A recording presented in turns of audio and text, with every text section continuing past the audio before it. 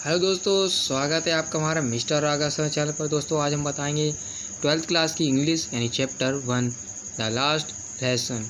जो इसके लेखक हैं वो अल्फोंसो डाउडेट हैं। ठीक है, क्वेश्चन मोस्ट इम्पॉर्टेंट है, आप लिख लीजिए, पेपर में 100% आ सकता है क्योंकि ये चैप्टर की सिचुएशन को बताता है एक प्रकार की। देखिए कहानी क्या है, पहले आप कहानी जान लीजिए। कहानी ये है कि दो देशों के बीच युद्ध होता है जिसमें पर्सिया जीत जाता है। भाई जब जो देश जीत जाएगा तो उसके ही नियम चलेंगे, तो नियम पर्सिया के नियम चलते हैं। ठीक है, और फ्रांस की जो पढ़ाई है वो रोक दी जाती है। जो टीचर है वहाँ के वो लास्ट दिन पढ़ाते हैं, इसलिए इस चैप्टर का नाम भी द लास्ट लेसन है। वहाँ के टीचर का नाम क्या है स्कूल के? इवन एम हैमल वहाँ के टीचर हैं। ठीक है, तो बस इसी पर कहानी पर क्वेश्चन पूछा गया। क्वेश्चन क्या है, हाउ डिड माने यानी कैसे, कौन सा ऑर्डर आया था बर्लिन के लिए, चेंज द सिचुएशन स्कूल यानी स्कूल की जो स्थिति थी वो किस प्रकार बदल गई, किसके कहने पर क्या नियम हुआ। तो आइए बताते हैं। सबसे पहले इंट्रोडक्शन, आप इस पर मोस्ट इंपॉर्टेंट लिख लीजिए, पेपर में ज़रूर आएगा। ठीक है, इंट्रोडक्शन द प्रेजेंट यानी वर्तमान क्वेश्चन हैज़ बीन टेकन लिया गया है, फ्रॉम माने द्वारा, इंपॉर्टेंट ऐसा महत्वपूर्ण प्रश्न है। देखिए आप जब भी कभी लेसन का नाम लिखते हैं तो ब्लैक पेन से लिखिए या फिर इन्वर्टेड कॉमा।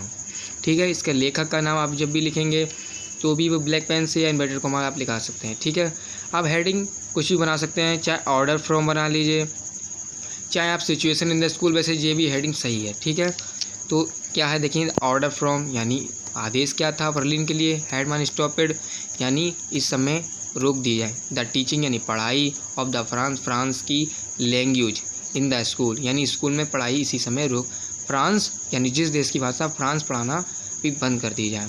वहाँ के लोग यानी गांव के बहुत दुखी थे, सैडेड मान मतलब वहाँ के लोग दुखी थे, अतः बच्चे थे गांव के वहाँ पर अटेंडिंग मतलब पढ़ तो रहे थे लेकिन साइलेंट, जैसे रोज़ पढ़ते हैं बच्चे तो शोर मचाते हैं, लेकिन वो उस समय एकदम सन्नाटा छा गया था कि पता चला कि आज आखिरी दिन। भाई आपको जब पता चले कि आज आखिरी दिन है स्कूल का, तब तो सन्नाटा तो छा ही जाएगा। ठीक है, वहाँ के जो टीचर हैं वो इवन एम हैमल है। ठीक है, फ्रांस के टीचर थे।